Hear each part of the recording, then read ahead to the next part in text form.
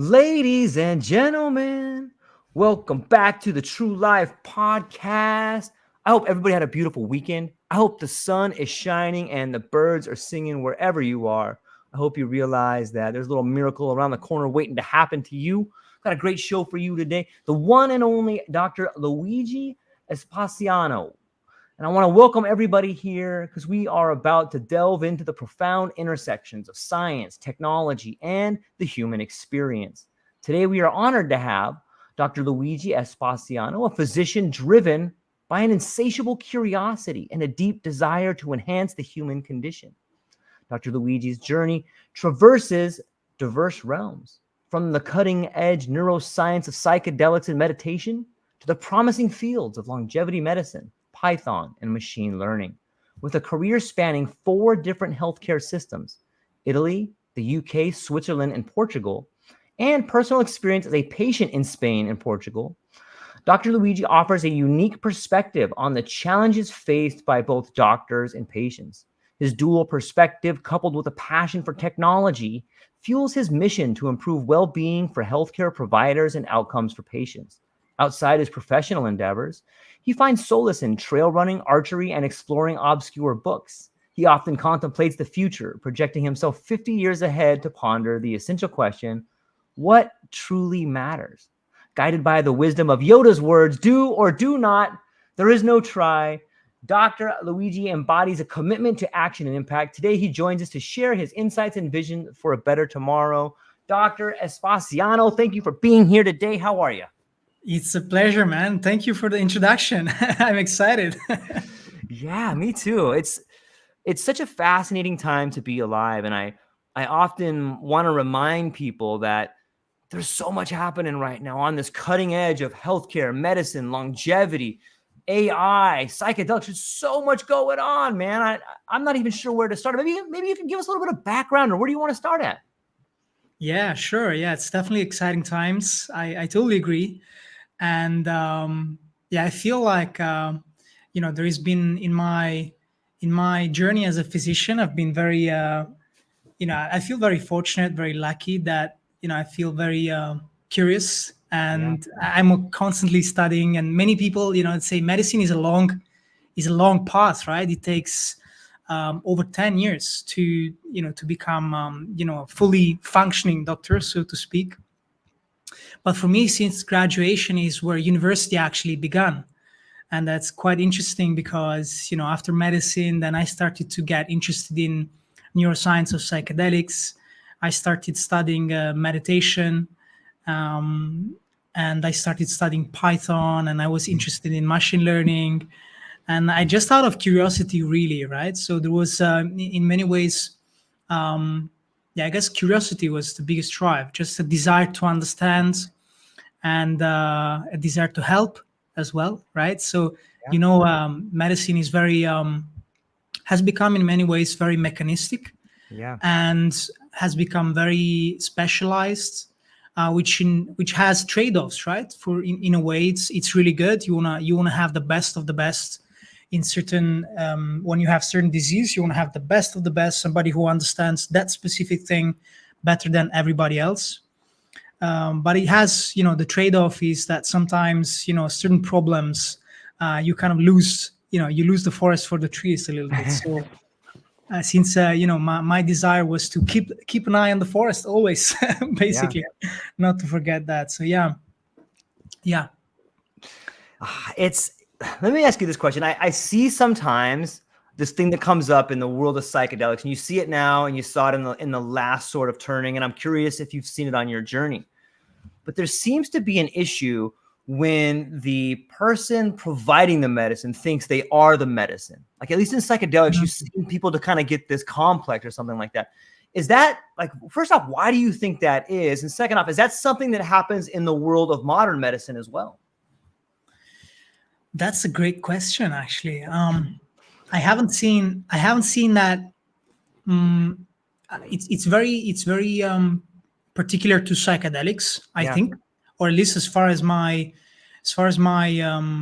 experience goes. It's very particular to psychedelics that people design themselves as medicine man, medicine woman, Some people call themselves shamans, and I haven't seen these in medicine, like traditional kind of, I would say, Western medicine, so to speak.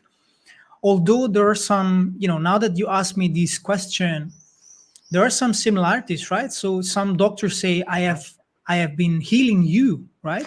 Yeah. I'm saying Western doctors. Yeah. I healed this patient from this and from that. So I think it's a matter of layers. I would say, like, if you go deeper into the understand, or at least this is personal Yeah. opinion, right? But in Yeah. my understanding of how psychedelics work, or at least the way I approach them, right? The layer one is I bring the medicine. The layer two is that I'm a vessel for the medicine. Layer three, this person was ready for the medicine, so the medicine Mm. gets in touch with her or him, and the healing somehow happens. And there are probably many more layers to this, but you Yeah. get the idea, right? So I I don't do. feel, in my approach, I never saw myself as a I also felt a little bit, it's a little bit challenging for me when people define themselves in that way, medicine man or medicine woman, because I feel like there is a kind of a borrowing from traditional and ancestral practices. And these people are, I think, I was very fortunate to have met some healers who I have massive respect for. Yeah. But these are people that were born in these traditions Right. and had been doing this work for decades and decades, and they have done a very, very special training. I don't want to say that a Westerner can't achieve that level of insight into those medicines, but it's way beyond what most people think. Yeah. It's not a few years, or it's not taking mushrooms 10 times. It's not attending a couple of retreats. It's so much more, right? So there's definitely I feel very skeptical when I hear people defining themselves in that way. But because I have I would say, have a very rational mind, and while I'm super open minded, and Yeah. that is the trade off. When you start experimenting with psychedelics, the mind definitely Yeah. kind of expands and opens up. But I feel it's also very important to keep an incredibly, even more so, analytical and rational approach, because these tools are powerful. Yeah. And so, even more so, you want to keep your eyes open, because fooling oneself is easy.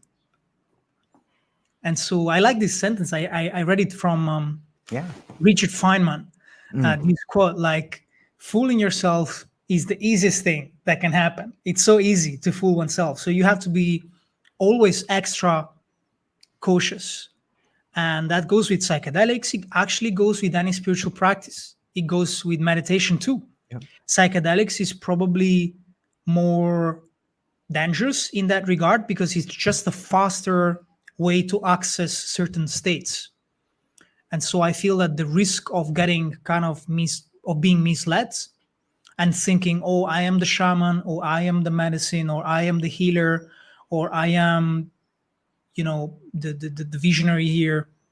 The risk there is definitely higher probably than with meditation, just because of the nature of the practice. Meditation, in many ways, it's kind of a slower, more consistent path, which along the way the practitioner has probably more time to contemplate and to witness the changes that happen within the mind. So yeah, probably I would say, that does it make sense to you? Like, Yeah. these two, yeah, I would say there are more risks with psychedelics. I hope I gave you a very long perspective on your question. Yeah. I love it. But yeah, that's my feeling with that. People defining themselves like healers somehow. Yeah. Although I wouldn't want to, just to be clear, as I said, I don't want to rule out that some people have, there is enormous healing potential to them, especially if they embody presence. Yeah. But that is rare. At least in my experience so far, these people are still rare. but they are there and they are medicine. When you sit around them, you can feel Mm, the power of their presence. You can feel their well-being radiates around them. And so not even psychedelics are needed, just yeah. sitting around them and having a chat. And it happens to us as well when we are in a very good space, we radiate healing in a way. So yeah. I, it's that's a fascinating concept to think of well-being being contagious.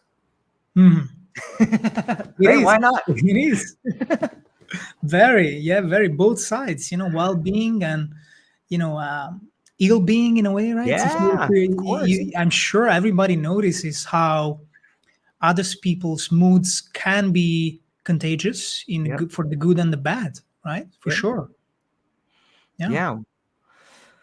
It's interesting too when we start talking about the way in which we as a society and different traditions perform the act of trying to help someone. It seems in Western medicine, because we value the rational, because we value the ideas that yes, you can fool yourself and you must be careful. Sometimes I feel like we go overboard and like, okay, if we can't measure it, let's just throw it out. But there are a lot of subjective things out there that do probably add value to monitor someone's health. I know like in the 50s and 60s, they had questionnaires for people that were in trying psychedelics for the first time, and they would ask the family like, is your husband less of an asshole, and like these sort of subjective questions that like, okay, we don't need that, but maybe we do need to figure out a way to merge this idea of subjectivity and objectivity together to have a more holistic healing process. Yeah, that's a good point. I think that I would say the challenge with Western medicine and in general Western science Mm-hmm. is that there is an obsession with measuring. If you Yes. can't measure it, then for most scientists that wouldn't be probably worth investigating. And I Yeah. think there is a purpose in that. There is a meaning in that because there are so many charlatans out there as Yeah, well. totally. And so unless like the thing again, it's a matter of trade-offs. Like how much do you lose versus how much do you gain when you cut out certain things, like in a way you're cutting out a lot of charlatans and a lot of things that are just woo-woo, right? But on Yeah. the other hand, you're also cutting out a lot of very interesting phenomena. And there is actually a branch of philosophy called phenomenology, right? And this is a very interesting branch of philosophy, whereby it's actually being applied in psychedelics research. I know for sure that a friend, Christopher Timmerman, who is the head of DMT research at Imperial. Yeah. I remember when I was working there, he was using this technique called microphenomenology to gain a better, as objective as possible understanding of what happens when people are in the DMT experience. And this is a very very special and interesting technique for interview, like an interviewing method basically, Mm-hmm. which is which is very helpful in elucidating the structure of the experience with as little objectivity, as little subjectivity as possible. Now, how far can you go with that? Mm-hmm. I don't know, but definitely quite far. And I was very intrigued. I was familiar with this current of with phenomenology, but I had never seen it applied in interviewing somebody who was in an altered state. So I was incredibly intrigued. I actually suggest, if you haven't already, speaking with Chris about this technique and with actually it's the author of this methodology. I can't remember her name. It's a French woman, very interesting, that came up with this technique from studying the Chilean scientists Maturana and Varela, from amazing scientists from the 20th century, amazing neuroscientists from Chile, who were some pioneers in bringing Western science and Eastern science together into dialogue. And there's actually an amazing book now that comes to mind about dreaming. It's called Dreaming, Sleeping, Dreaming, and Dying from Varela. Amazing book, dialogues with Dalai Lama in a kind of a 5-6 day seminar. It's a meeting of these two cultures. It's an amazing book. And phenomenology is one way to address that problem of subjective, objective. How do you, because to be regarded as a scientist, and for psychedelics, this is important. Yeah. And Imperial has done an amazing job. John Hopkins, these are incredible universities, amazing researchers. They had to figure out a way to kind of address this challenge, right? And I think phenomenology is one way to gain a better understanding without being overly subjective, right? Having a high quality view of what happens within those experiences. But overall, yeah, the tension is there. If you can't measure it, then you can't compute it, you can't prove it, and then you can't do science with it. So the challenge is definitely there, and so it's an interesting problem. It is an interesting problem, especially when you start looking at something like the placebo. Like, if a charlatan, it's such an interesting question, and I can understand the power and the gravity behind it. On some level, that particular issue excites me because I feel like we are moving into a world where we are finally beginning to communicate meaning to each other. And these sort of issues are at the root of it. Like, how can we really have a meaningful dialogue if we don't thoroughly understand what each one of us is talking about? And I think science and like you said, the meeting of these two minds, this science and spirituality on some level are coming together in this double helix type shape of relationship to show us this is the way. And it's exciting. It's exciting to be alive and seeing this stuff happen, right? Yeah, absolutely. I mean, the meeting of science and spirituality has definitely begun to unfold early in last century. This is, I remember one of the first books I've read, and I was I was 19 years old. It's very, very naive, but this book had an impact on me, by Fritjof Capra. It was called the Tao of Physics, or the Tao of Physics, or something like that. But I think that was the name. And this guy who had interviewed people like Stan Grof and Ilya Prigogine and amazing scientists of the time came up with this book, trying to kind of make sense of, the kind of build a bridge. It's a very narrative style type of book, but the idea is that there is pretty much, there are many intersections between the discoveries in hard sciences like physics from past century and many insights from Eastern traditions like Buddhism, for example. That's a pretty big one. And there's a whole line that I was fascinated. There is this psychologist, Anil Seth, and Thomas Metzinger, philosopher from Germany, who have been writing about the absence of self. And there's actually a book which is not by those two authors. It's called No Self, No Problem. These whole currents of Western science and Western neuroscience that kind of coming to very similar conclusions to the one to which the Buddha reached some years ago. and I feel that this bridge has begun to be built since early last century with the latest quantum physics understanding and discoveries, right? So I feel the bridge is there. For me, without getting overly philosophical, I would say for me it's been somehow very intuitive understanding that there is something ungraspable in the nature of reality, in the nature of the mind.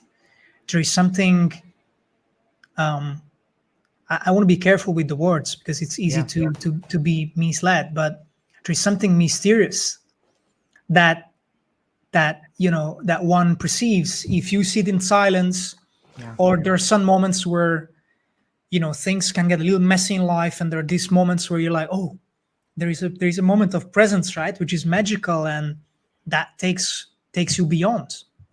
And at the same time, the understandings of physics, and I'm an amateur student, but my understanding of physics is how is it, as a segue to what we said before, like the indetermination principle and how measuring reality affects reality.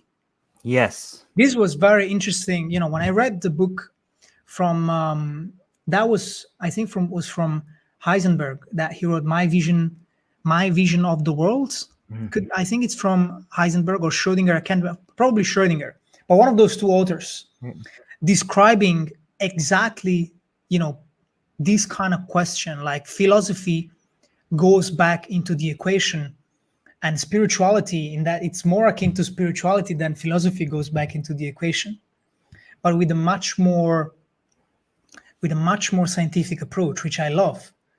I love a scientific approach to spirituality, and that's why probably the most interesting philosophy for me is Buddhism, right? Very experimental approach to the mind and to healing, I would say. That's an awesome answer. It brings up so many thoughts in my mind. The first is this idea of I'm a big fan of Mircea Eliade, the terror before the sacred, and that feeling of just like being in awe of something so beautiful that you want to pee your pants on some level. You know what I mean? Like you're frightened, but it's so beautiful. And that leads me to the bridge of observation, which is what seems to happen in a high dose or altered state of awareness or a psychedelic experience, is that you are observing yourself in a way you haven't before. And that seems to be what allows you to change those behaviors, whether it's abuse or destructive behavior. But doesn't it seem like that those particular states allow you to observe yourself the same way Schrodinger would observe the cat, or the same way that model is, right? Like it's a fascinating concept to think about. Observing yourself changes your behavior. Yeah. That's like, let me think about that, because Okay. somehow there is a tension between observing oneself. Let's say in a psychedelic experience where you take a moderate, a dose that is high enough for you. Right. Well said. Yeah, a dose that is high enough for you, right? Because for Yes, everyone, it's well different. said. Like for some people, the heroic dose wouldn't be enough. Sure. I've seen people of 5-6 grams of mushrooms, like not moving, not Yep. being affected at all. It's quite curious, but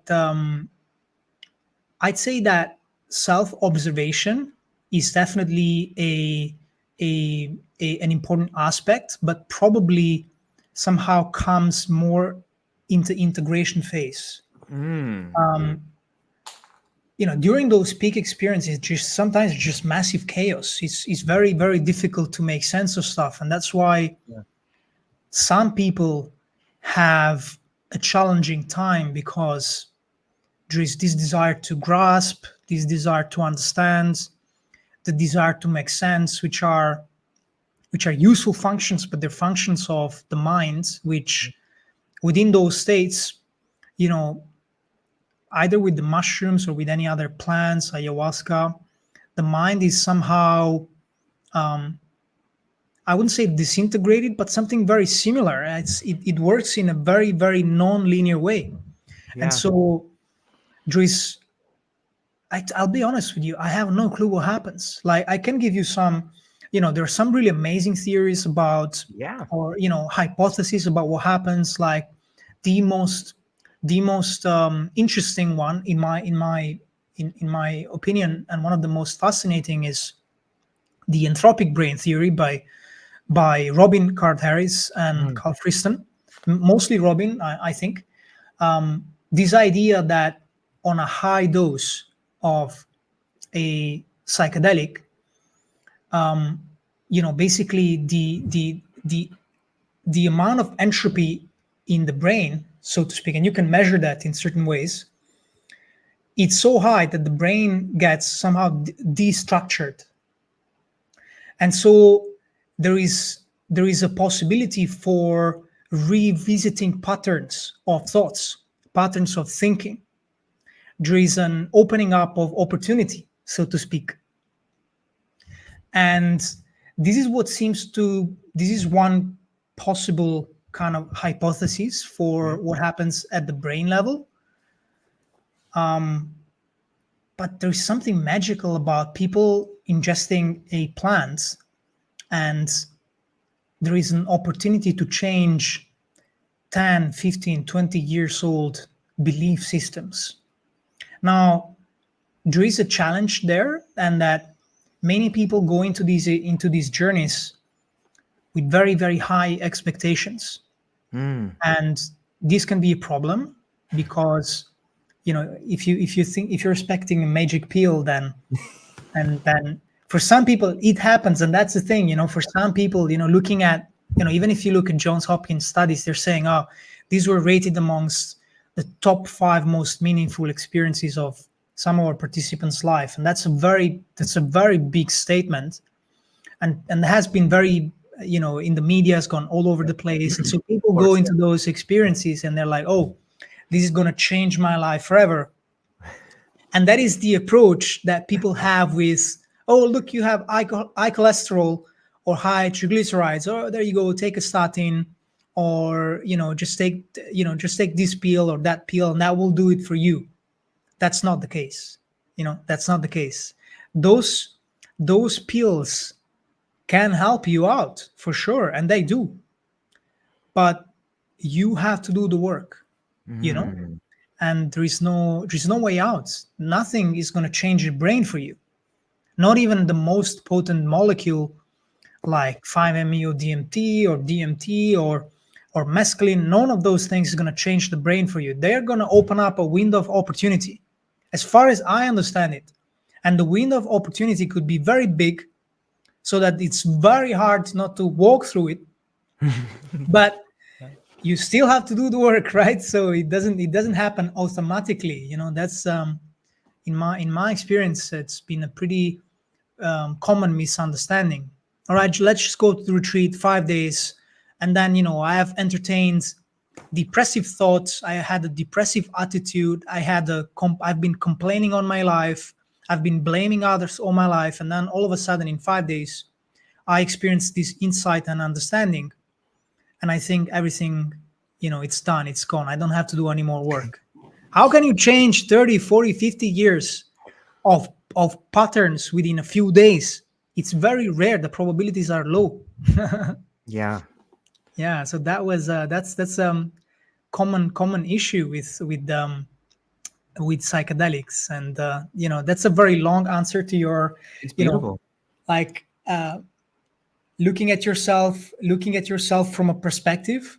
Yeah. But I think it's very important because it hurts people when they go in with expectations and the expectations are not met for change. So Yeah. I heard a great quote that says, high expectations make poor travel companions. yeah, very much. They make poor life overall. Yeah, totally. Very poor life. Yeah. I was talking with Dr. Alexander. I don't know.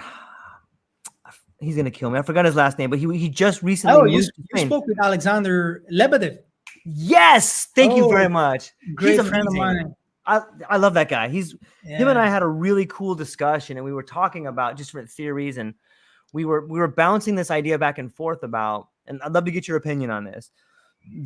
And we're just pure speculation on my part, but the idea that the difficult trip is neuroplasticity happening in real time, like rewiring that negative experience is what manifests the difficult part of the trip, or people freaking out, like changing that pattern rapidly. You know what I mean? Like like, what do you think about that? Is that possible? Is that plausible? Yeah, that's a good way to. That's definitely a good perspective on that. And neuroplasticity happening in real time. I like that. Just boom. Like, I think it's real. I think it's realistic. It does happen real time, right? It's right. about that as neuroplasticity is, it happens real time, but then you want to consolidate it. But definitely the bad, the so-called bad trip is this Yeah. massive restructuring of the brain happening. And you're Yes. like, imagine you have workers trying to make this change, and there's a part of you that is like, oh no, no, no, get away, just get off, like, leave it like that. There is kind of a battle The as the terrorists come in there, process rip is everybody happening. apart. Yeah, you're like, man, it's like, I don't want this to happen. And then when you're 2 hours in and you Yeah. realize that, oh fuck, this is, I need to release this stuff, and people coming in, and and it happened to me like so many times, Yeah, like, me too. and I'm like, I'm going into something, and let's speak about myself. I'm going into something, and with this desire to release certain things, Right. with the desire to let go of certain habits, certain addictive tendencies, certain traits. I go into the experience, and I'm like, oh fuck, I did it again. Now I have to deal with this, and it's painful. It's painful, man. It's so painful. And that's for everyone like that. That's Yeah. why, like, one of the best ways to prepare, I would say, is to put yourself in those situations in advance, in situations of distress. And I Yeah. was thinking about this just a few, I think a few weeks back. I was thinking, I was doing this kind of training called sprint day training. No, now this seems unrelated, but you're Yeah, gonna let's see my hear it. point. Let's hear it. But the sprint day training is basically, has been shown, is this training where you have this interval training where you do like 30 seconds high intensity, like zone 4, zone 5 training, super hard. You go super hard, harder you can. It's like a sprint, right? Yeah. And then you stop for 90 seconds. And then you do that for 8 times. So 8 sprints, super hard. And you go into the high, on the first 2, 3, if you're relatively fit, it's all right. Then the fourth sprint starts to get serious. The seventh, eighth sprint is going to be like, you're going to be breathless, and it's going to feel like you're dying. And I thought to myself, wow, this feels a little bit like a peak psychedelic experience where shit hits the fan. Excuse me for the word. Yeah. Yeah. I love it. And I'm like, wow, this is interesting. I could really, because I'm always looking for ways to kind of, how can I help people prepare for those kind of experiences, and how can I help them have the right set of tools to embark on those journeys and have the most productive experience that they can. And I was so fascinated by this. I'm like, how about putting yourself in a situation where you're straining your physical body to the extent that it feels, of course, within the limits of safety, right? Of course. Without being stupid. Of course. But training zone 4, zone 5, like going into the darkness alone sometimes in the night and meditating, one can kind of witness what happens to the mind and the body, and you can get some training for when, if you do psychedelics once or twice, it may never happen. For some people, they do it, Yeah. Even a dozen times, and it never happens. But for many people, the challenging moments does come, a moment where you have to really kind of have faith that things are going to work out. You have people around assisting you, but then you have to do it yourself, and you have to, like, okay, that's it, right? And how do you come to these moments in the best possible way? And meditation is incredibly helpful, but even more helpful, and here's the nuance, meditating in situations where you feel scared. Like, there is a practice that Buddhist monks do, which is meditating in monasteries, in cemeteries. So it's like a dead body meditation. You can do it actually in a cemetery, or you could actually do it in your mind, where you envision the body, could be your body, could be anybody's body, in the phases of decomposition. That, for some people, that can be very scary. Yeah. For other people, the way to train the minds for these moments could be to, doing zone 4, zone 5 training consistently in this place where you feel breathless, and you learn to tune down your nervous system in these moments of stress. That is very, very helpful in my experience to kind of, because so many people say you go into the experience and you just have to let go. All right, I know. How do I do it? This is the problem. Nobody tells you how to do it. Yeah. It's like you Yeah. have to let go. Okay. What does that Then mean, right? yeah, like one, and you're like, I have to let go. How do I do it? And the only Yeah. thing we know how to do is to cling, Yeah. or the thing we know how to do the best. So, so yeah, I'd say that's two very useful tips to integrate into the preparation kind of journey. Um, and yeah, learning to let go it in practice, not just in theory, and learning to manage a little bit also the stress when it comes in those experiences. Yeah, it's really well said. And I like the reference to the Buddhist monk and that mindset. And it brings up some of the questions that we got a few people in the chat that have a few questions for us here. First off, Clint Kyles, incredible individual, the Psychedelic Christian podcast. He says, I have often seen people tremble, cry, hyperventilate, etc. when they convert to Christianity. Is that experience a bad trip? Any thoughts on that one, Doctor? That's an interesting one. I'm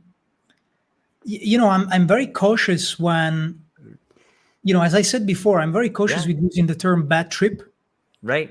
Because for me, a bad trip is a badly managed trip, both from the side of whoever is facilitating, right, or assisting, or holding space, and also badly managed from the perspective of who is doing the work. That could be a bad trip. And for bad trip, I mean, you don't understand dosing right, you're not in the right context. I see Clint saying, I don't believe so. So yeah, just let me finish the concept. But the idea is that when you manage your expectation incorrectly, when you're not in a safe place, when you're not surrounded by people who understand what you're going through, that can end up in a bad trip. That for me is a bad trip. Yeah. Things like crying, hyperventilating. I've seen it happening in many people, going through very strong processes, or just going through their own processes, and not necessarily I would say that's a bad trip. Actually not. It really depends, but there is no generality, but yeah, I wouldn't say so. Yeah, it's what do you think about the term or the idea that people throw around that there's no such thing as a bad trip? Yeah, as I said, I think there is a way to make it like, there is a way to do it wrong, right, so to speak. Although, right, I mean, again, here just layers, right? There are layers. Yeah, but of course. For some people, doing it wrong in the first place leads to understanding, which then in turn leads to doing it right in the next phase, right? So in a way, I don't want to go as far as saying there's no right or wrong, because I think there is a line, and I think people should be, mindful of their sensitivity to plants.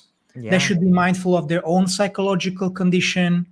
They should be mindful of, their diet, their medication use, their past psychological history. So there are many things that people should be paying attention to. This is no joke. These are very powerful tools. Like, would you ever give somebody who just got his driving license a Ferrari and you're like, okay, just go around and have fun. First time you drive, I put your Ferrari in your hand. Right. Maybe nothing happens, but the likelihood that things go wrong is quite high. This is what I'm saying. Right? It's all about probabilities, basically. I know this is not like many people want to have clear cut answers. Right. But oftentimes, if I have to be like honest, it's mostly probabilities, right?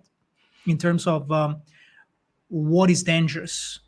But if you take all the precautions and you do the preparation right, and you get assistance from people who have done the work and who have experience, I think it's very safe. For most people, it's a very safe journey for most people. There are exceptions, but mushrooms are very safe, for example. Now, there are nuances with other substances, but mushrooms are safe. Yeah, I think the LD50 is like your body weight. Yeah, you have way too much, you have to have way too much of those. Of course, this is like the physiological risks, pharmacological. Of course, the psychological risks are Right. true, and they they come with a much lower dose. But Yeah. if people is I'm for being cautious for the first Of time, course. getting to know the plants. Right. It's like I always see I always like to see those plants as elders. Some people see the mushrooms as niños, they call it, youngsters. For me, they're mostly elders, people that you want to have respect for. This is a metaphoric way of describing an attitude, right? Right. But the attitude is the one of respect. Would you hug the Himalayas, barefoot? Yeah, Wim Hof did, but there are many years of preparation. Right. This guy didn't just go up there all of a sudden. He went Right. through a process. For most of us, we need to prepare, and we need to prepare properly. Yeah, it's like a dojo. Like you wouldn't walk in and tell the sensei, "Hey, I think I can take you out. Let me show you doing Yeah, this thing wrong. You're doing this the exactly. wrong way." Exactly. Yeah, he would hit you in the head. Like, if you like Start it, like, laughing go at you. out, Oh, man. Yeah. if we move back just for a moment to this idea of interval training, and we think about the way in which you can train your body with this type of training or exercise, and you can get into a state of physical fitness where you can really do incredible things with your body. It sounds to me it's similar in the psychedelic state. Once you become familiar with the environment, once you begin understanding that not to, once you get past the death by astonishment stage, you can start looking around a little bit and saying, whoa, you know what? There was this period in this deep psychedelic trip where I relived 4 lifetimes and I saw all the bad decisions, but I saw how they played out. I wonder if I could do that without that. Maybe you can't get to that exact same deeply imaginative visual place, but maybe you can get close. Maybe you can start walking down that path. Do you think there's something to be said about the same way we train our bodies through exercise, that prolonged use of perhaps psychedelic substances allow us to train our brain in new ways and see the world differently? Yeah, I totally think so. I'm a big fan of David Goggins, which Yeah, probably is a many of beast. like Yeah, half of the US probably at right. this point.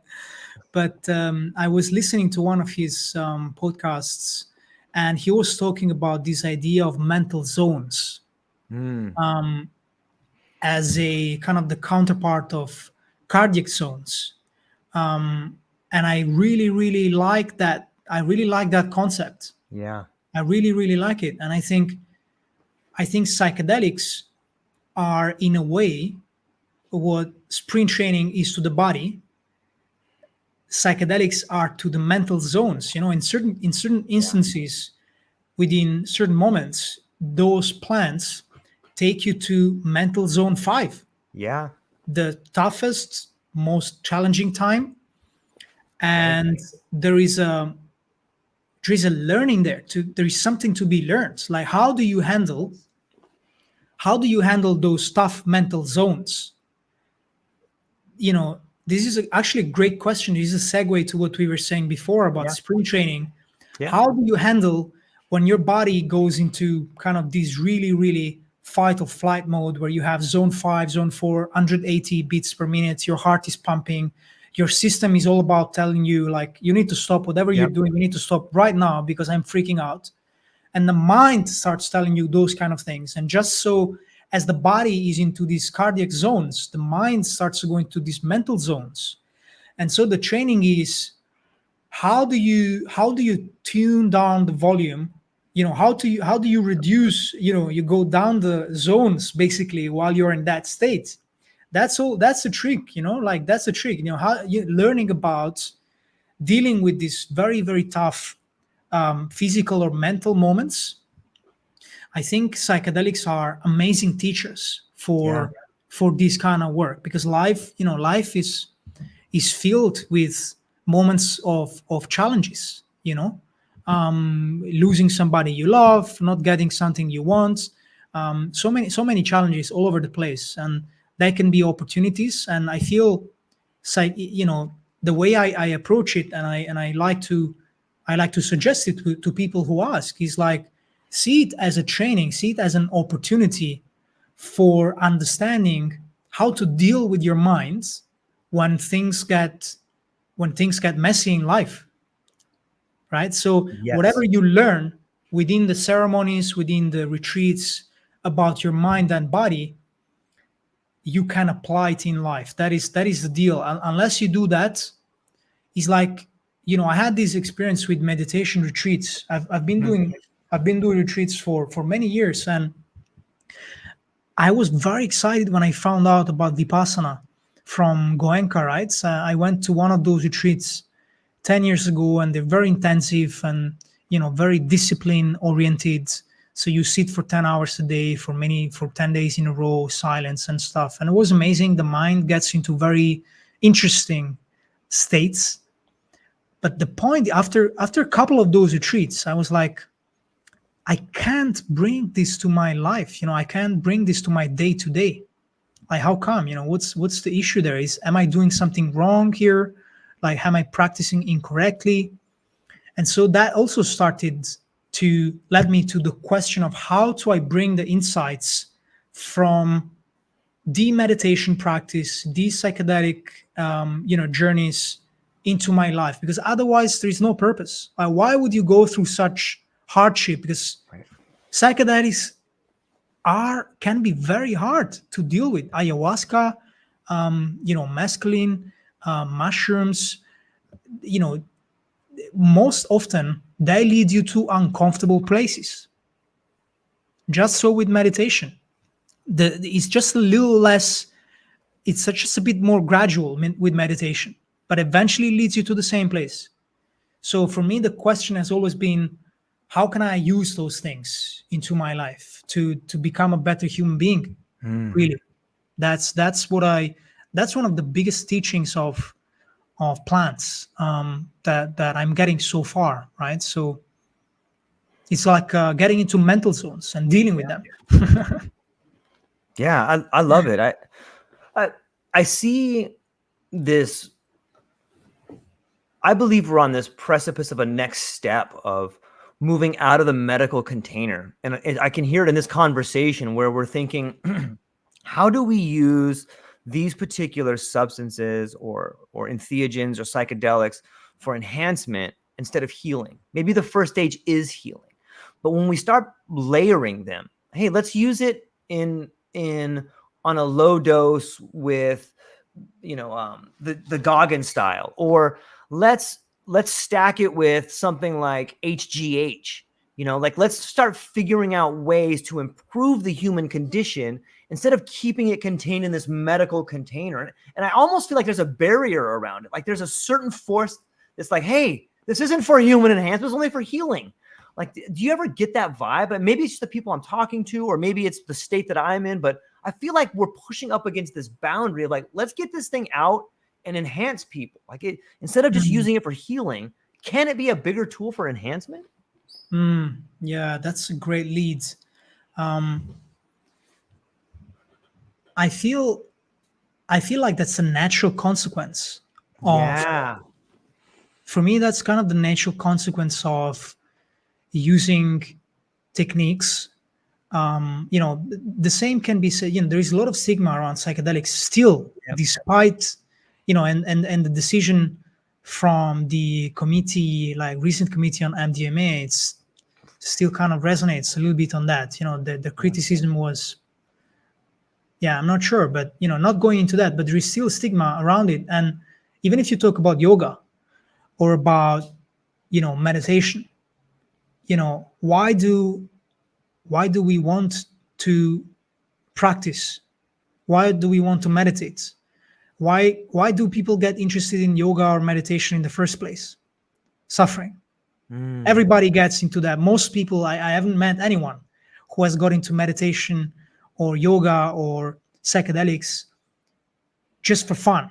Most people, there is something deeper to it. They're looking for healing. They're looking for a release of suffering from their life, from their mind.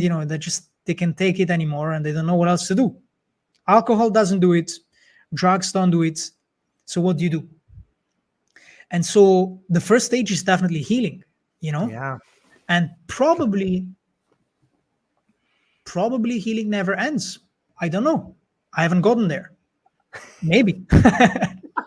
but um but yeah, for me, one challenge that I had with many retreats I've attended for meditation as well. I want to be as general as I can, because I want to convey this idea that psychedelics or entheogens are just tools like meditation and yoga. There's a lot of hype around those things, but these are tools. Not everybody needs them. And actually, there is a really cool way in which Don Juan in Journey to Ixtlan, or one of the Castaneda's books, Right. which I'm sure many of your listeners are familiar with. Sure. There is a point where Don Juan says to Castaneda, "Man, I just had to give you mescaline because you're so dumb. You just don't get it. You don't understand. So I have to give you mescaline, but you don't need it." Some students I have, some disciples I have, apprentice I have, they don't need mescaline. They get it. So they use dreams. They use hunting Dancing. power, as Yeah. he calls it.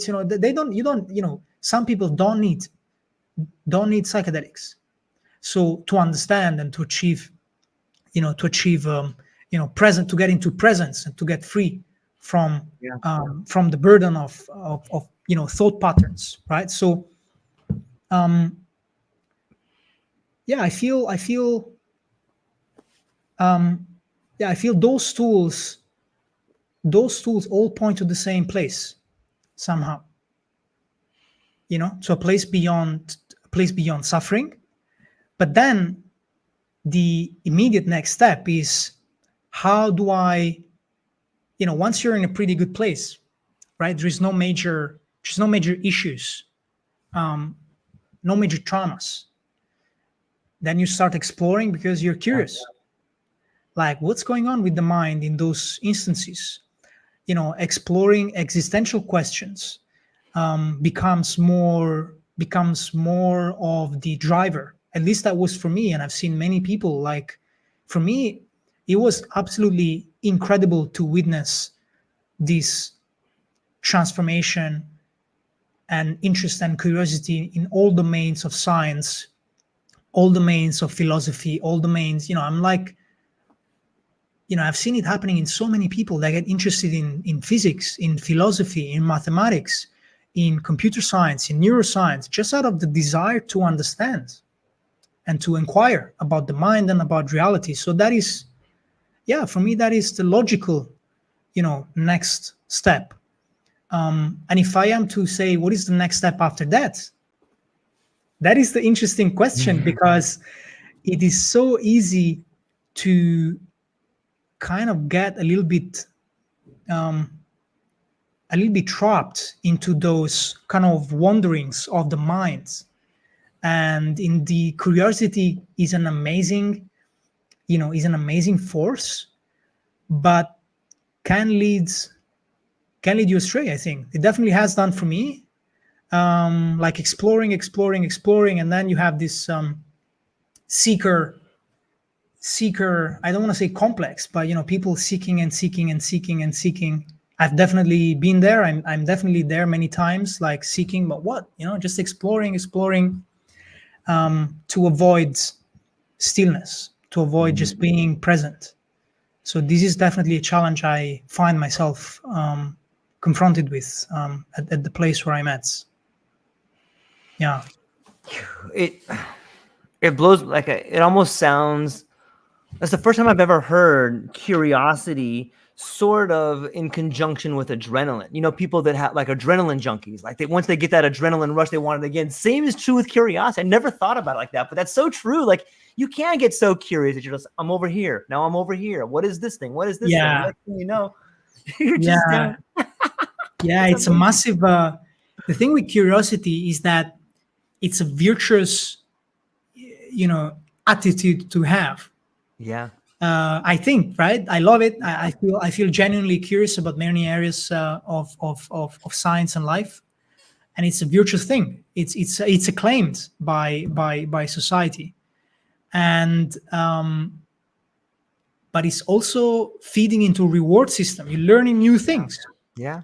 You're discovering new things, and in a way, this is natural. We expand. This is natural, but I feel at least I felt the risks of getting lost in curiosity. Especially listen. I listen a lot to Eckhart Tolle. He's one of my favorite Oh yeah. teachers. I really, really love him, and he's in one of his retreats. He does point. He actually made me think about this when he talked about these aspects of.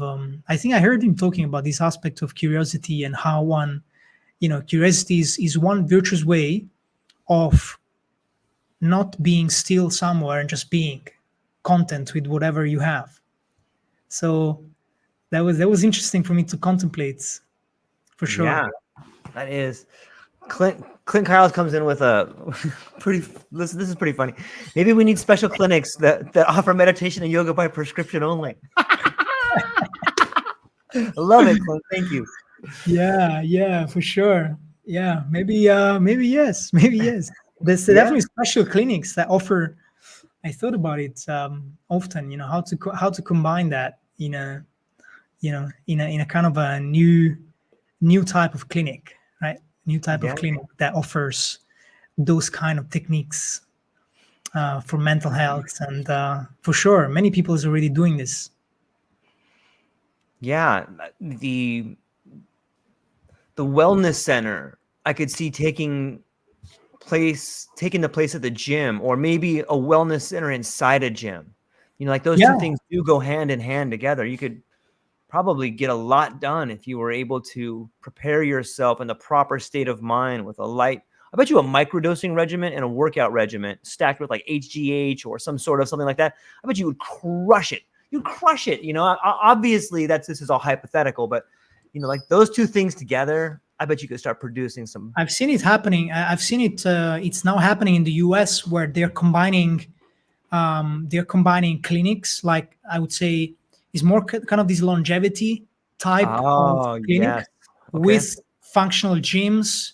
You have this field of medicine, super Yeah. interesting, which have been studying this functional approach to medicine, functional medicine, right? You have many, I think there are many exponents in the U.S., many U.S. physicians.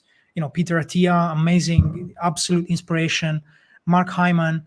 There are many of those into functional medicine, and I've read this idea, this concept, which is popping up quite. I think it's popping up quite a bit in the U.S. with these clinics where you can get your blood work, your lab work done, Yeah.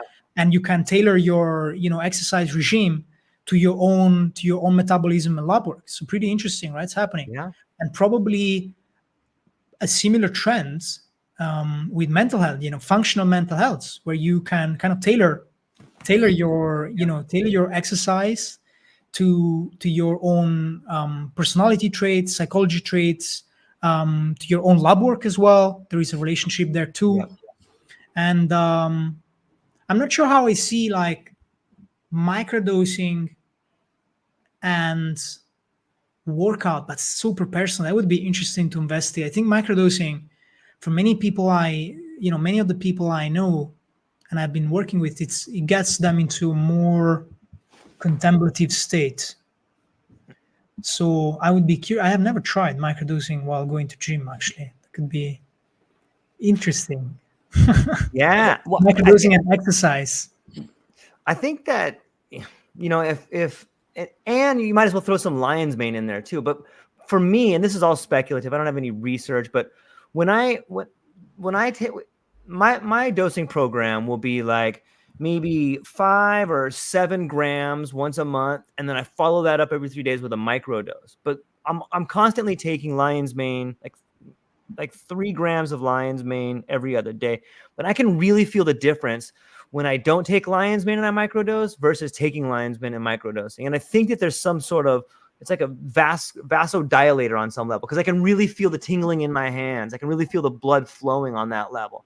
And I think that there's something to be said about microdosing and then understanding your motivation of why you want to go to the gym, like all those things on a psychological and philosophical level, they fully align. And that's going to keep you going to the gym on the days that you don't want to go to the gym.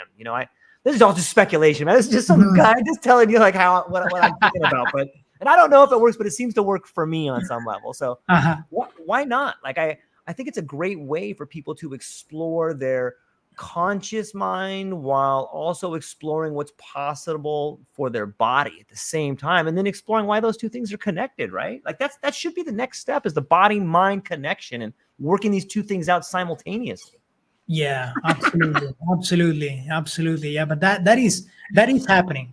Yeah, That is happening. Like there is an incredible amount of people talking about mind and body now, spirituality and science. This is happening already. Yep. This is happening, and that's why things like yoga and meditation and psychedelics or entheogens, they are also picking up. It's kind of a simultaneous kind of resurgence of those ideas, of those concepts.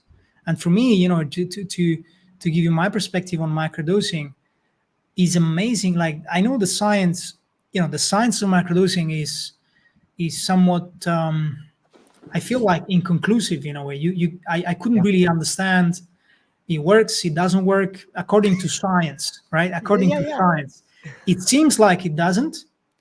But on the other hand, I feel like the way everything depends on how you set up a study, how you set up the investigation.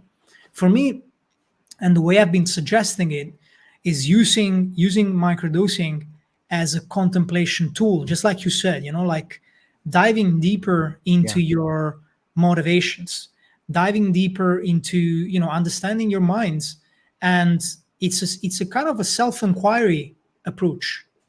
Now, how do you again, how do you measure that? How do you set up a clinical trial or an investigation where you figure out whether microdosing is beneficial for self-inquiry or not?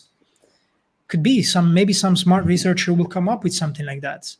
In my and here I can only speak for personal experience. Yeah. For me, it's an amazing tool for self-inquiry, because somehow it connects the mind with this dimension where there is more. This is actually where I see more self-observation, where I see that there is that inch between the happenings in the minds and the watcher. So it facilitates self-inquiry, microdosing. So that I find it so fascinating. And I have a list of questions that I like to revisit on microdosing. Or one of the exercises I really like is that, projecting myself ahead of time. Like, like many people, I'm also very, very ambitious, very busy learning, very busy building stuff, doing things. And so there are many times in which I lose connection with, I really lose connection with the present moment. Yeah. And microdosing in this kind of sometimes can be this helps with this, building this bridge. And like, okay, what does truly matter? And you doing this exercise, projecting myself 50 years ahead. Like, now, I'm 32 years old now. Like, all of the things that I'm doing today, or everything that exists today in my life, will be absolutely gone in 50 years. Maybe even I am gone. And so doing these mental exercises on microdosing, I find it so extremely, like, even if you do it without microdosing, is so powerful. But for some people, the microdosing introduces this boost where you go deeper into the emotions. Because those thoughts, like, if you really do it, like projecting yourself 30 years ahead, 40 years ahead, can be just a mental exercise, but it's actually a feeling exercise, an emotional exercise. Because you want to feel what it feels to be 85 years old, 95 years old. How does life look like at this point? What matters? And sometimes the mind blocks the feeling because it can be intense. Yeah. And I feel like the microdosing is an amazing tool to open up that bridge and to feeling what it feels, and kind of putting things into perspective a little bit, and getting rid of that FOMO feeling. "Oh, I'm not doing enough. Oh, you know, many of us have these kind of feelings. I certainly do. Like, "Oh, I'm not doing enough. Or Yep. I should be doing more. Or this is not good enough. Or blah blah blah." And so many mental Yep. kind of masturbations. Yeah, totally. And microdosing is so amazing to getting in tune with that frequency. I think, at least I find it amazing. I don't know, like, as I said, in terms of the science, I can't really say, because the results, the studies are somehow not pointing to the same clarity like high dose of mushrooms. It works for depression. There is relatively little doubt around that anymore, because the science is, the facts are there. With microdosing, is not so clear, as far as my understanding goes now. Yeah, it's so. It takes us back to the idea of how can you manage what you can't measure. It's Yeah. this that it gets us back to that idea on some level. But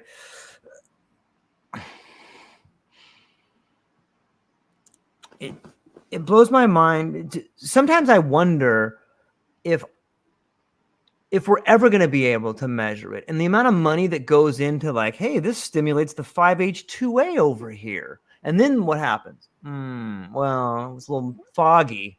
Like, how much we're spending so much money in trying to prove this thing happens, but you can just see the effects on some level. Do you think are we going to get to a point where we really understand the mystery, or is it just people desperately trying to find a way to patent it?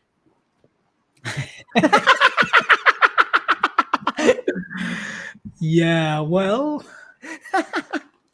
for now, patenting seems to be the way to go, and I understand that, right? Sure. There is a place for that too. Agreed. Understanding the mystery, well, depends on what you mean for understanding, right? Well, understanding, I don't know. It's a pretty big word, but I feel very lucky. I feel very blessed, actually, Right. when I witness. That's a good word. That when I witness the mystery, I Great feel choice. blessed when that happens.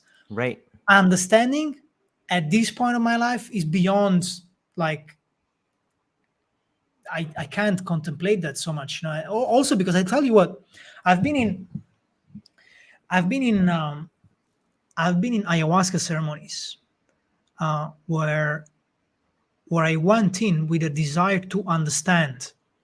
Mm. And now, well, a desire to understand. Understand what? Understand everything. Just connect with Yeah. reality, right? This can be very vague, but in certain instances, it's actually very practical. It feels very concrete and real, but as I put it into words, then it loses a little bit of power. But I went with this desire into certain ceremonies, into certain retreats, and then at points in which it gets really, really deep and intense, then I'm like, oh, maybe understanding, not now. Maybe next time. Yeah. You know what I'm saying? Yep. Like, Yeah, I know exactly sometimes what you you're can saying. get into moments like, Yeah. there is a time for everything, and why, and I'm totally feeling, I totally have this strong desire for understanding, but at the same time,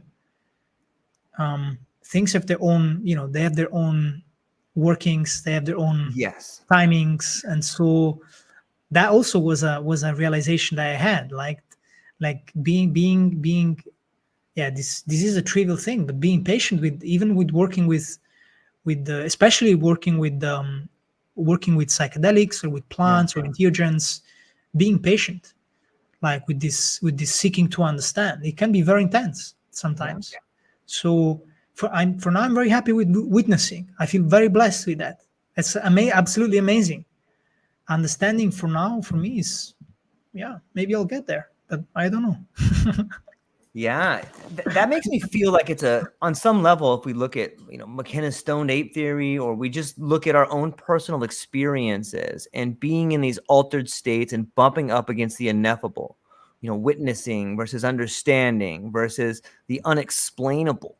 There is a definite connection between these plant medicines and entheogens and psychedelics and language. At least the people that I've spoken to, is it fair to say that it forces us, or maybe not forces? Is it fair to say that it has a deep impact on the way we communicate? I would say so, right? The way we communicate or the way we use and manipulate language Yes. is is a direct, I think it's a direct consequence of the way we think, Yeah. right? Isn't it? Yeah. Like Yeah. you That would was. say that the way you speak and the way you Yep. communicate is kind of the next Mm. line after just, if you see that as a chain, you have thoughts, where thoughts come out of somewhere. You have space and silence, that you have thoughts come out of somewhere, programming, conditioning, other people's thoughts and feelings somehow emerge into our consciousness, and somehow we filter some of those and they become words which then become actions. And so if that is the case, and I think so, that entheogens or meditation for that matter restructure the brain, as a consequence of that, I'm making some assumptions here, but as a consequence of that, you would have a restructuring of your thought processes. Now, the assumption is that the brain is what causes the thought processes. Then I don't want to get into like theory of consciousness and stuff like that. Right. Right. I'm not even qualified to do that. I'm just giving you like my own like thought processes around those Yeah. things, right? So I would assume that by restructuring whatever gets, you measure, you definitely, the brain changes after psychedelics, that for Yeah. sure. And the brain changes actually every day. Whatever we do, the brain changes. So, but the brain changes in a special way or in a more profound way after psychedelics, right? So, for sure, the thoughts are going to change and the way we use language is going to change because the way we feel has changed, the way we think has changed. So, I totally agree. I would definitely say that the way we communicate with others, the way we communicate with ourselves changes. Yeah. And again, this is, I feel like, as a, psychedelics can be very helpful in witnessing the quality and the quantity and the volume of the thought processes that we kind of carry on every day, and how these get translated into words and actions, which basically then shape our reality somehow. And that the same with meditation. They kind of help disentangle these links. Yeah. And as we disentangle the links, we start to be more mindful of how we speak to ourselves and how we speak to others. And we start to be more mindful of how we think. This is for me like a very amazing possibility that things like meditation and psychedelics open up for us. Like one of my first experiences was seeing how my mind was so chaotic, so much thinking, so much thoughts. And I really like the way Eckhart Tolle says it, like we are our most powerful resilient addiction is the addiction to thinking. I love that. First time I heard Eckhart Tolle saying that, it was kind of an enlightening moment for me. The addiction to thinking, never even thought about that. Like I'm thinking all the time. Now, a little bit less. But in general, thinking is what, thinking basically is happening all the time. And with psychedelics and meditation, there is this awareness that comes in. Oh, like, wow, my mind. What's going on in here? Like so much stuff all the time. No peace. Or Yeah. mostly, right? Many times. Yeah. It reminds me of, if you look at some of the earlier work in the last wave of this particular, psychedelic under experimentation, there's a lot of work that was done with doctors taking it and then understanding how patients that had certain illnesses acted. Like they would take it so they could feel the state of madness that other people, I know madness is the wrong word, Oh but yeah, you know what I mean? Like, early and I studies. think, Yeah, yeah, like there's real value in that. I think anybody who's found themselves at the end of their rope in the psychedelic experience understands a little bit about madness, or that idea of finally letting go is like, okay, I guess I'm gonna have to sink into this, but you could really understand, like, I bet you that's what someone may feel like that can't communicate effectively, because sometimes you can't speak, you can't think, and you're you're thinking blind or something like that. But what is your yeah, take on that particular type of experimentation? It's almost an experimentation in empathy, I guess. yeah. I totally agree. I mean, the studies you're mentioning, you're referring to, are some of the early studies Yeah, that there were on. I think LSD was one of the main molecules in early 60s and 50s. Actually, there were studies where psychiatrists or even medical students were, they were experimenting. There was not so much burden from the bureaucratic end, so people could just experiment so much more. And there was this idea, like, how can I understand, people going through psychotic events? And so there was this, there was definitely this exercise in empathy, and there were these theories like, some of the first theories on psychedelics were, actually, initially they were called psychothomimetic, in yeah, this idea where it mimics a psychotic episode. This was the idea, like the initial understanding in the Western, research establishments were like, this is a mimic of psychosis. So by going through these experiences as a psychiatrist, I will perhaps better understand what a psychotic patient goes through. Now that goes a long way, but there's definitely a level of wisdom there, right? Like, this desire to understand the condition of another human being, like sacred. I think yeah, this was an amazing endeavor, like figuring out what is people going, because right now the understanding of psychosis is much more developed, but there is still so much that needs to be done in that regard. 60 years ago, it was even more a complete mystery. And so when somebody dropped LSD and they started to go into this really delirious, paranoid state, which can happen for some yeah, people, can be especially strong. They're like, oh, perhaps this is the same state. So that somehow fell a little bit when they figured out that you can block LSD receptors and stop the hallucinatory state, but you can, by blocking those same receptors, you can't actually block the psychotic state. That wasn't so easy. So there were other levels of complexity, but the idea of empathy was really something profound in what you said. Like, this understanding of this is the same principle of phenomenology, I would say, as a mm, current, what we were talking about before. The idea of not going into the dialogue, the idea of not going into the room with the other human being, thinking, I am the physician, yeah, you are the sick patient, and I am going to heal you. This is a common approach still in many psychiatric schools. But phenomenology is not one of those. They were one of the pioneers.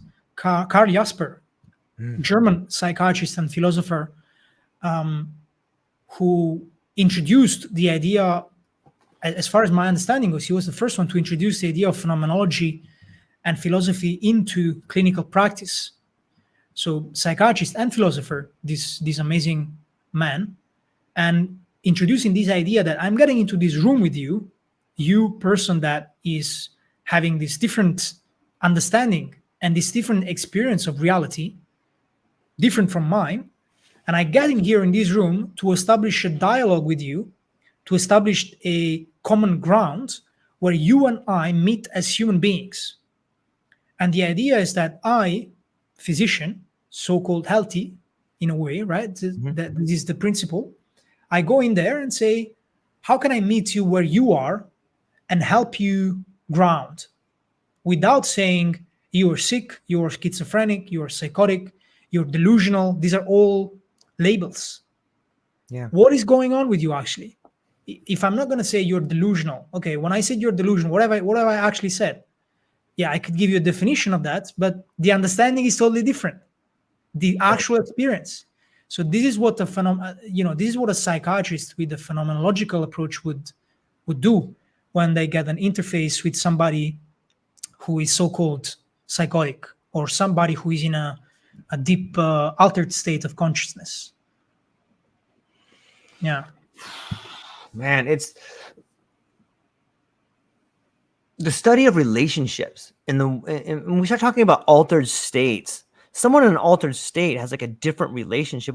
Sometimes when I see these studies that maybe go awry or there's some inappropriate action that happens, it makes me ask the question of how does an individual who takes an entheogen that changes their awareness, that has to have some effect on the other individual in the room that we probably can't measure.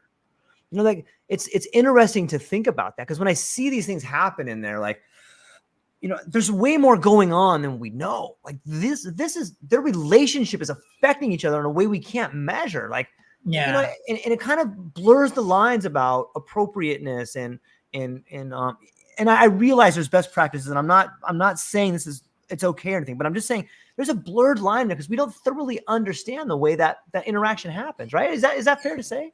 Yeah. There is so much. There is so much to that. I mean, there's a whole conversation there. I think Joe Dispenza has done some measurements around how certain people. So he does these retreats, and he has done some measurements as to how certain people meditating affects the heart rate variability of certain other people in the room. I haven't gone through the papers, but I've listened to him say on a podcast about this phenomenon. And there is some, I think there is a line of research which attempts within psychedelics or within entheogens, which attempts to see how do people within a ceremony, influence each other. Yeah. And one way to do science, you have to measure stuff, right? So there's no, there's no way around it. You have to have some variables that you control, some other that you don't control, and that you want to figure out how they relate to each other. This is science. And so you have to measure something. And I think one way that people has been doing it is, people in a circle, in a ceremony, right? Typical how it happens, for example, for ayahuasca or for mushrooms. And then you would measure their EEGs, the brain, the brain EEGs and the heart rate and how it changes. And I'm not sure about this because, as I said, I haven't read the papers, but there has been some leads pointing to the fact that there is actually a change in the heart rate of other people in the circle. Especially, I'm sure with that's what Joe Dispenza said. Like in his retreats, there is actually a way to measure how people meditating are influencing other people in the room just through the process of meditation. And he measures that by measuring how heart rate variability changes before, during, and after the meditation exercise. So that is a pretty interesting way, I guess. Yeah. I'm not sure if this has been done or there are results within the entheogenic or psychedelic literature, but I know Alexander, since you mentioned him before, Yeah.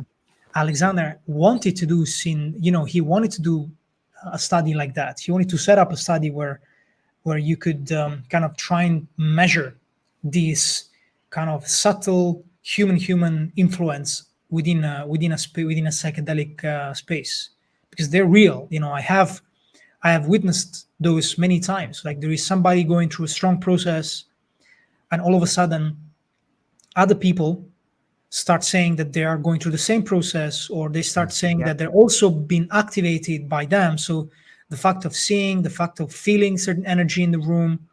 So how do you measure that? yeah, one way, heart rate variability, brain EEGs. That is definitely one way to do it, to see if there is the thing is that with this kind of data, the with EEGs specifically, it's I think it's easy to lose the signal. Mm. With heart rate variability, it can be confounding as well, like people moving or getting stressed, so you don't really know. It's much easier to do it with meditation because experienced meditators can go into a place where they are still while they're doing the work, and their physiologic functions are very calm, are tuned down, so it's easier to, there are less confounding factors, so you could measure how people influence each other in a space when they're in an altered state. But meditation probably easier. But I would love to see if somebody has done that with psychedelics. Are you aware of any that has carried on something like that? I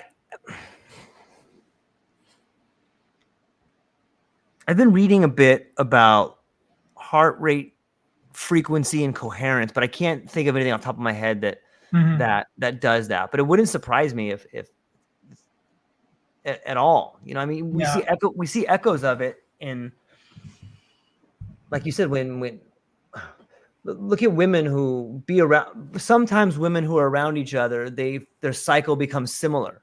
Like maybe there's some sort of, maybe the brain activity is similar there too, but you can see echoes of it in different behaviors and group dynamics. So I would imagine there's possibilities for some real similarities there. Yeah, for sure. There's some. Don't take my word for this. I think for females, it's like for the cycle synchronization is Yes. quite real, right? It's probably Right. like hormonal driven. There's kind of some sort of a sync in the hormonal pattern somehow get transmitted. Pheromones. There is a research on this.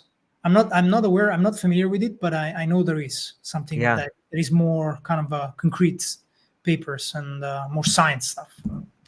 Yeah, I think there's some women that are beginning to apply these ideas of psychedelics and cycles and stuff like that. Like that's a whole other branch of research that there's some incredible women working on. Another issue that I wanted to touch on briefly is the geometric imagery that sometimes people find. I've heard some interesting theories about that being a language. Like the fundamental understanding of relationships through geometric images seen in psychedelic states. Like if you just take some time to think about that, it's like, yeah, like some of those images that just come firing at you, if you just take time to think about them in an abstract way, it's like, wow, that was a really interesting relationship, the way that image came to me and the way it was linked to this other image and the colors on there. It's almost like a language, right? And I guess maybe that's how people can get caught up in, hey, there's people talking, there's this language that's coming at me that I don't fully understand. But any thoughts on the geometrical imaging being a language? Yeah, I've contemplated on that, and this is a big, like, it comes up quite a bit because these patterns are so common. Yeah. With DMT specifically, and ayahuasca, and with ayahuasca, the visions, I wouldn't say are not as common as people think, but they are something that that happens. But the geometrical vision, I would say that I have no clue, but it would make sense if it were some sort of a language that, some people see this as, these vibratory frequencies, these vibratory patterns, right, that somehow, and then there's a whole thing about aliens and entities, and this is like a whole thing in itself. But these patterns, these geometric patterns, are somehow a kind of a healing frequencies for us and for the mind and for the body. this is an understanding that I have heard many times, that it kind of, you know, it kind of resonates somehow. I have a feeling that this imagery has a certain effect on the subconscious mind. Now, is it a language? Then a language by who? A language that, like when you can go deep into this rabbit hole, right? Yeah, Like a language presupposes somehow a mind, right? There has to be a mind. A language has a structure, then presupposes like entities and beings, and so it goes into a whole, rabbit hole of its own. And without going there, I feel that those imagery, this imagery and those patterns do have a massive impact on the subconscious mind. And this would also make sense given I'm a huge fan and student of Jung, massive inspiration for me from, since my early days in med school. And he has studied immensely, like, many Eastern traditions, alchemy, the relevance of mandalas and patterns.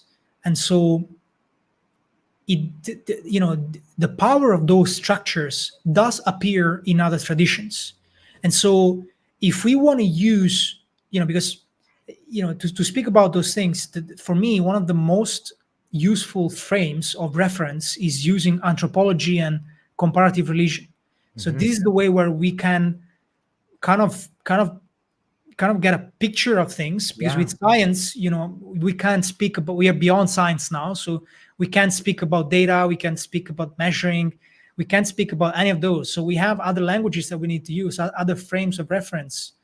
And those patterns do appear in other religion, and they seem to have a power of their own, like mantras. Yeah. And they appear in yoga, like each chakra has its own associated, I think they're called yantras, their own associated set of symbols that, it's a special set of symbols that have power. They hold power associated with the mantra, associated with an image, with a color, associated with a certain position, like they do in Kriya Yoga. So these things do appear.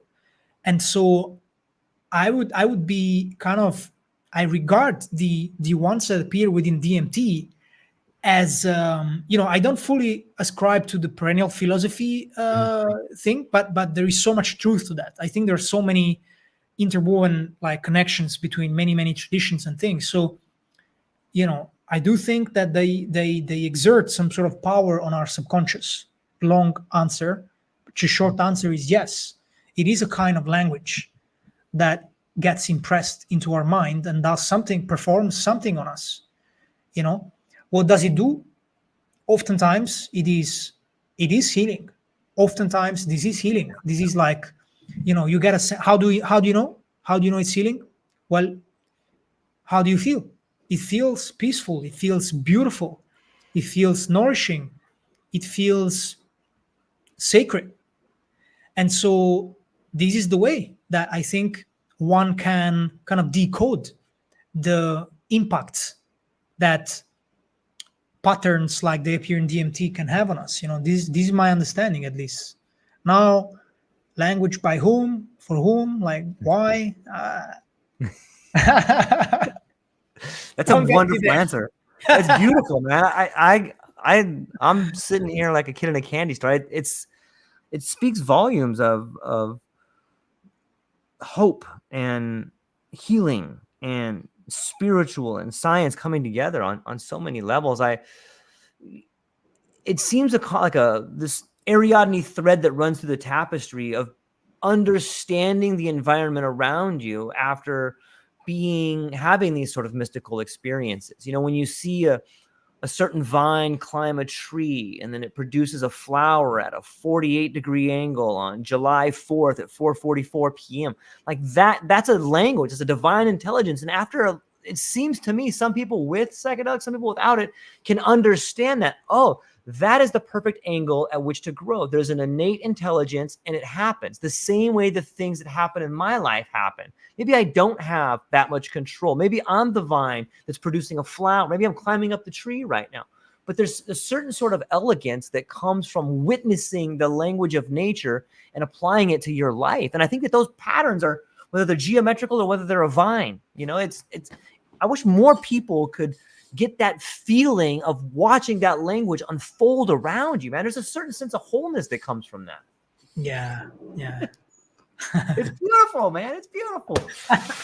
Man. Well, Dr. Espasiano, I got a few questions that came from the chat that I want to throw your way. I know we're just jamming here, but so these are some ones that people had thrown to me before we started. And technology and human empathy.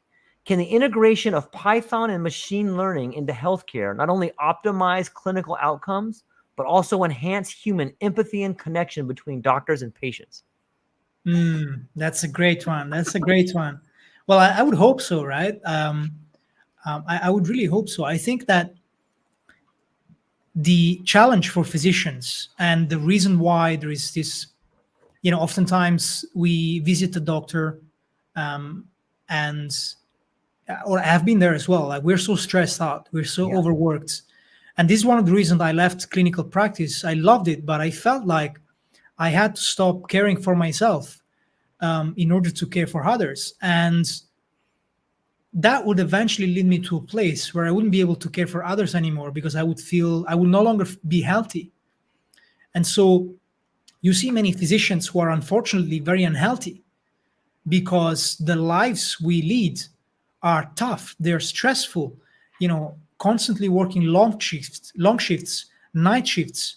And now there is so much awareness around the impacts of sleep disruption into health and well-being and mood. And doctors, we have constantly, having to deal with night shifts and stuff. So I think, if we manage, and this is one of my missions, if we manage to bring technology to a place where it can empower doctors to kind of take off the burden of things that, can be done by machines. And so that I'm not so stressed out, because I speak to a patient and I speak to 15 patients in an afternoon, or 20 patients, 30 patients, and then I have to fill hours and hours of forms. And then the next day I'm just burned out because I have so much, backlog to deal with. And so, ideally, if you can, by bringing technology, and this is what many startups, many companies are doing, how do you help doctors, do the things, interface with the patients while a machine takes care of the documentation.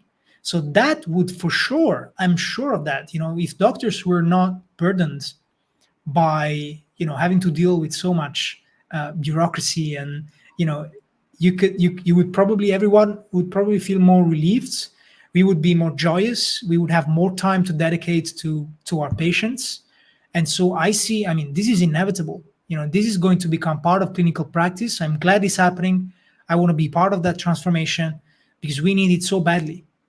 Like I think in the US, more than half of the medical workforce is burned out or something. I think this is the data, right? There is such a high, there's such a high rate of burnout among clinicians. This is not just doctors, this is nurses, which, by the way, we're talking the same. This is not just doctors, nurses is the same. Anybody who works with people in suffering have to carry a massive burden. And on top of that, also you have to deal with kind of the bureaucracy of doing the work, which is so tough. And this is my desire. This is my mission to, how do you remove that as much as possible so that you bring joy back into the clinical practice? I think this is the beauty of these technologies and what they can bring into us, into clinical practice. This is definitely the beauty of it, for sure. And then, of course, many other advantages, like you have these algorithms who, if you're missing something out, the algorithm flags it up for you. Yeah. You're missing something, maybe after 10-hour shift, you're looking at an EKG and you're not seeing something, but you have it double checked through an algorithm and it flags it up for you.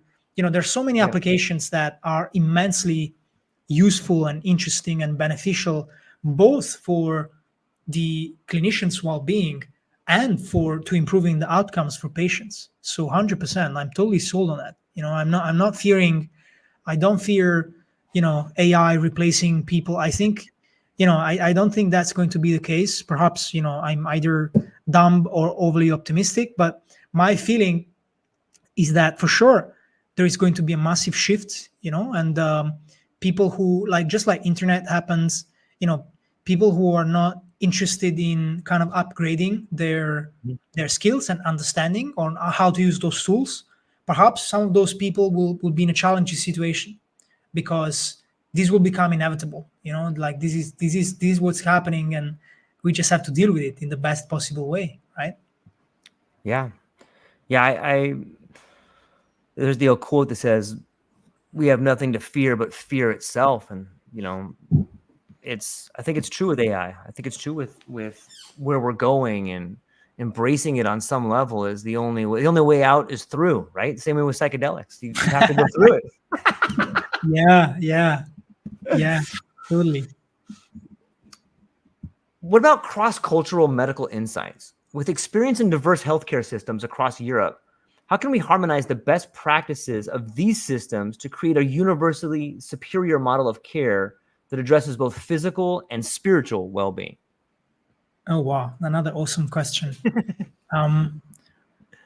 Yeah, I mean, again, out of this desire for a complete or holistic understanding, functional and integral understanding, I was fortunate to have a scholarship to spend some time in China, in Beijing, in one of their major hospitals, and seeing how they work there, and spending time in Portugal and Spain. And I don't have enough understanding of, I have good understanding of traditional Chinese medicine and Ayurveda, for example, but this is just the tipping point. This is just the point of the iceberg. Those traditions are so complex, and are, as complex as Western medicine, for sure. Now, in terms of a total kind of understanding, I feel like this is happening. Like, this is already happening in the US, for example.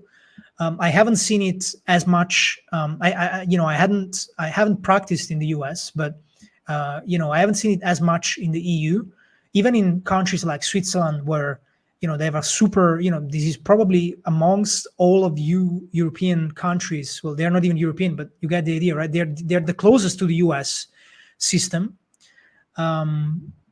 There is not as much that functional medicine, preventive, kind of functional medicine wave that is coming up. Of course, the US, the healthcare system in the US, we know the challenges that you guys are facing there.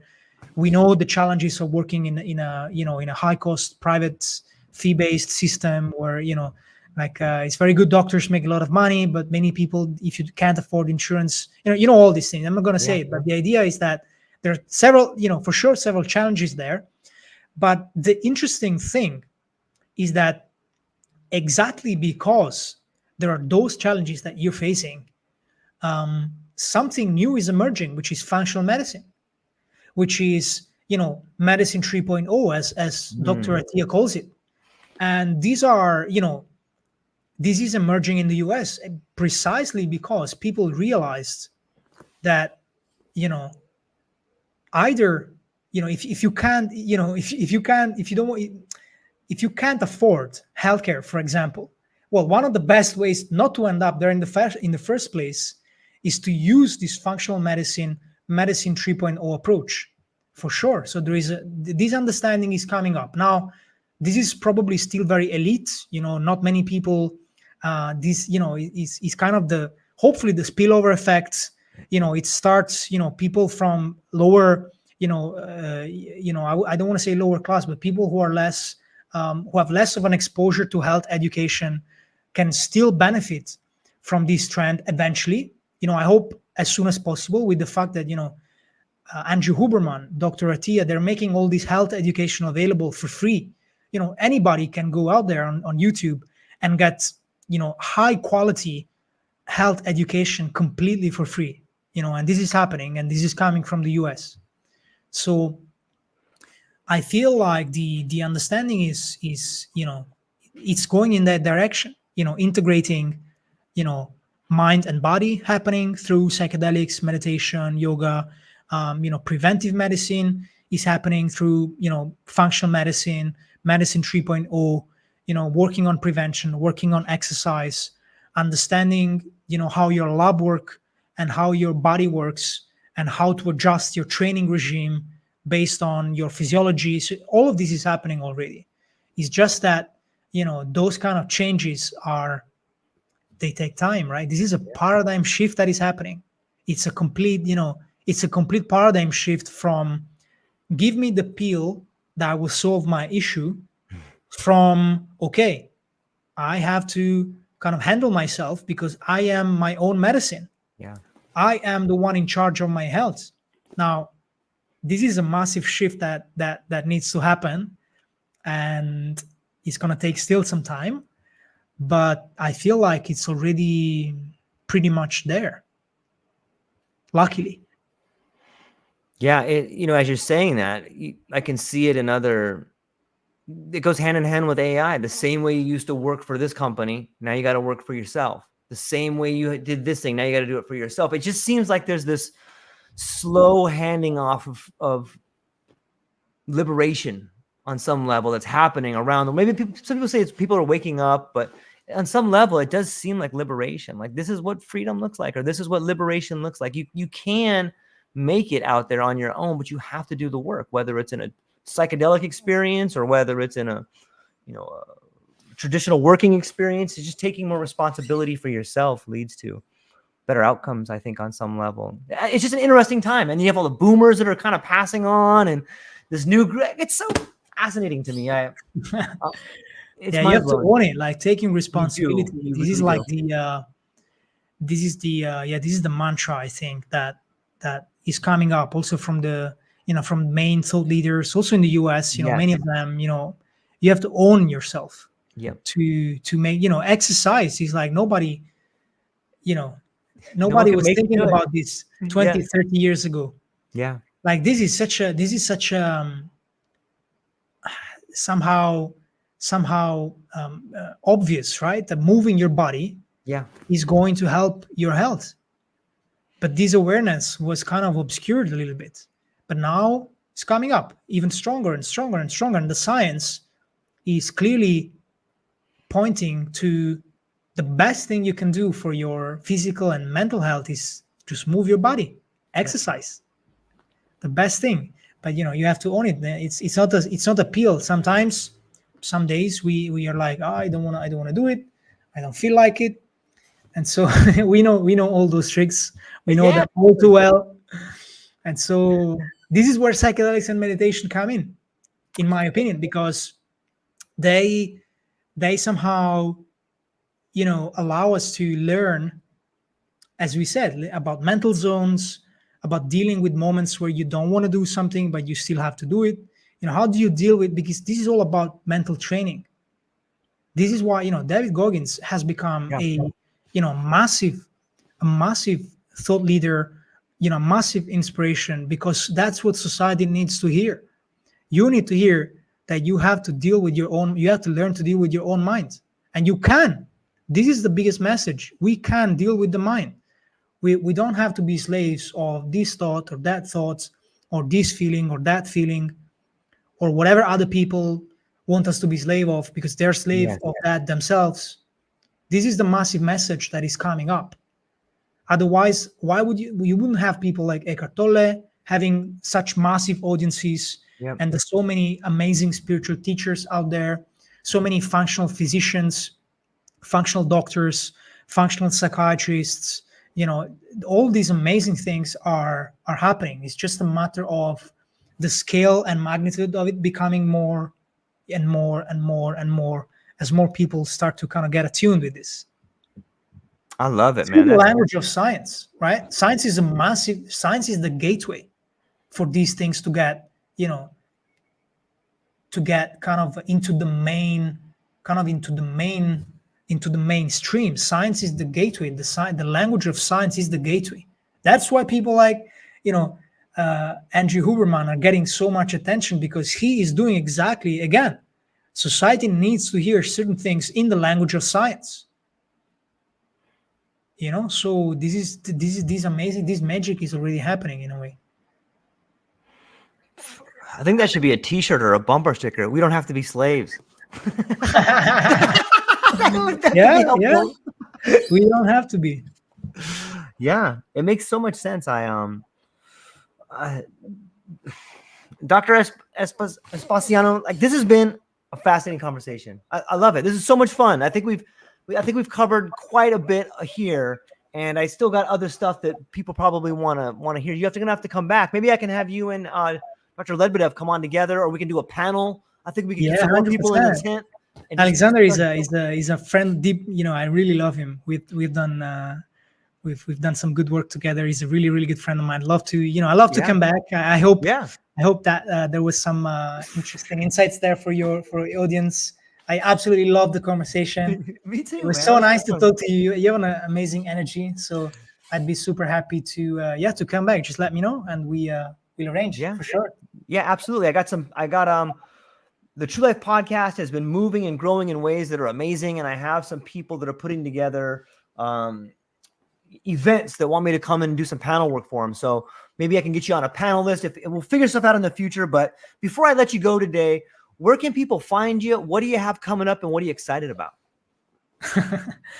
So you can find me. Perhaps you can leave my of course my LinkedIn or my Google. So I'm pretty much in monk modes these days for the next few months. I signed up for an intensive machine learning course. I'm pretty deep into studying the science behind that. So that's something I'm really excited about, building within healthcare with those technologies, and really diving deep there, because there are fascinating links with neuroscience. And so diving deep in there. So what's coming up for me, I'm basically looking into building in healthcare. I don't really know what it is. I'm exploring something with a co-founder that I'm working with right now, but it's still work in progress. Right. And so I would say that's what excites me at the moment. Starting deep down in monk mode right now. I love it. That's where we find the inspiration to build a better tomorrow. And I'm so thankful you came here today. Ladies and gentlemen, go down to the show notes, check out the links, check out some of the work that he's doing. I hope everybody enjoyed the conversation. Clint Kyles, Ernest Hong, everybody in the chat over here. Excellent conversation, gentlemen. Thanks you both for speaking. Everybody that joined us, whether you're listening today or tomorrow, I hope you have a beautiful day. And that's all we got. Hang on briefly afterwards, but to everybody else, have a beautiful day. Aloha.